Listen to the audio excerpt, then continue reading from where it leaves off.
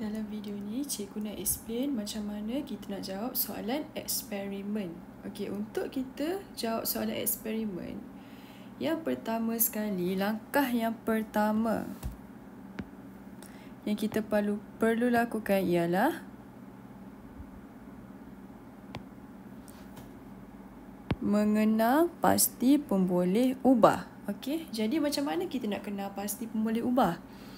Okay, berdasarkan jadual di atas, jika soalan berikan jadual kepada murid-murid untuk melihat keputusan eksperimen,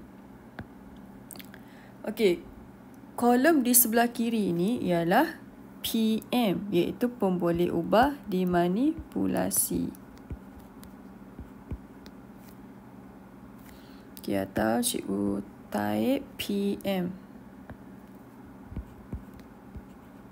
Di sini cikgu ada tulis, okey, PM maksudnya pemboleh ubah dimanipulasi, PB maksudnya pemboleh ubah bergerak balas. Sebelah kiri PM dan sebelah kanan ialah PB. Susunannya memang macam ni, dia tidak berubah. Okey, sebelah kiri pemboleh ubah dimanipulasi, sebelah kanan pemboleh ubah bergerak balas. Jadi kita perlu kenal pasti 3 jenis pemboleh ubah. Yang pertama, pemboleh ubah dimalarkan. Maksudnya apa yang sama. Okey, apa yang sama di sini ialah jenis pokok. Jika kita guna eksperimen kita pokok bunga raya, jadi kita mesti semua kena guna pokok bunga raya. Tidak boleh jenis pokok yang berbeza. Okey, kemudian boleh ubah dimanipulasi. Maksudnya apa yang berbeza? Okey, kita tahu PM kita di dalam jadual di sebelah kiri. Jadi ia ialah kuantiti air. Okey, kemudian pemboleh ubah bergerak balas, iaitu keputusan atau result. Okey, selepas kita meletakkan kuantiti air yang berbeza, apakah keputusan yang kita akan dapat? Kita akan dapat melihat ketinggian anak pokok yang berbeza. Jadi jawapannya ialah ketinggian anak pokok. Kita hanya salin semula. Okey, kita perlu salin semula tajuk di sini. Okey, kuantiti air untuk pemboleh ubah dimanipulasi dan juga ketinggian pokok untuk pemboleh ubah bergerak balas.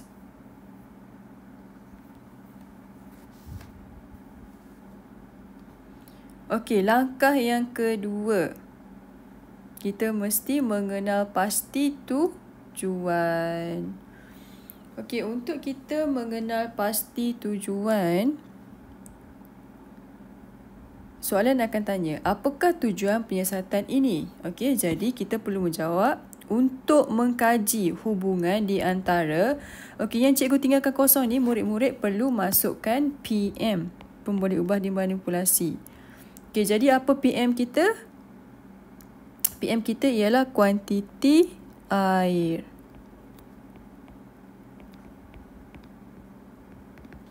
Dan kita perlu masukkan PB di sini. PB kita ialah ketinggian anak pokok.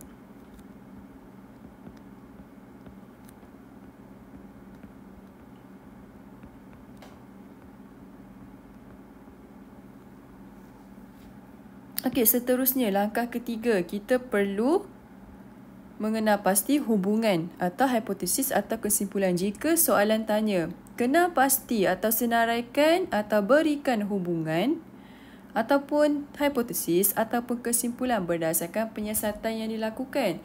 Jadi murid-murid boleh menjawab semakin. Okey, kita tengok keputusan kita. Bila keputusan kuantiti air semakin bertambah, betul? 1, 2, 3. Okey, jadi kita tulis semakin bertambah.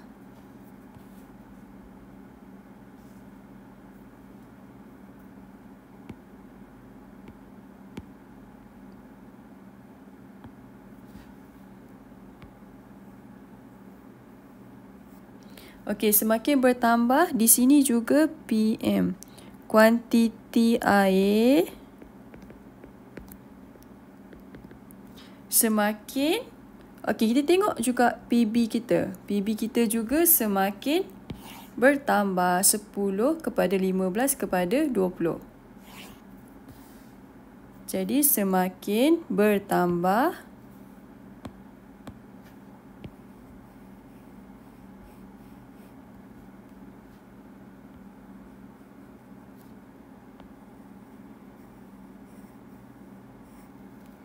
ketinggian anak pokok.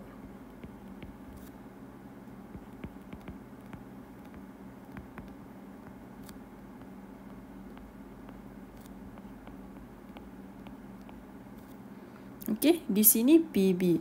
Jadi apa pun kita nak buat, contohnya tujuan ataupun kita nak berikan hipotesis. Yang penting kita perlu dahulukan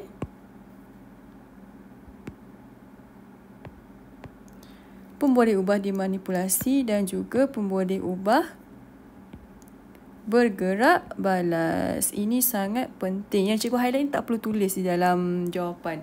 Okey, hanya tulis yang cikgu isikan di tempat kosong.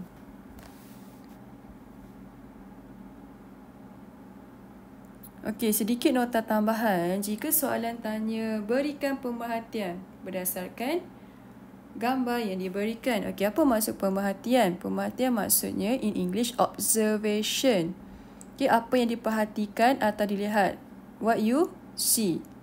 Menggunakan deria penglihatan, pendengaran, rasa, bau dan sentuhan. Okey. So kesemua deria ni murid-murid belajar semasa di tahun 1. Okey, deria penglihatan kita gunakan mata untuk melihat. Deria pendengaran kita gunakan telinga untuk mendengar. Deria rasa kita gunakan lidah untuk rasa sama ada masam, manis. Deria bau kita gunakan hidung untuk bau wangi atau busuk. Dan sentuhan. Sentuhan kita menggunakan kulit ataupun tangan.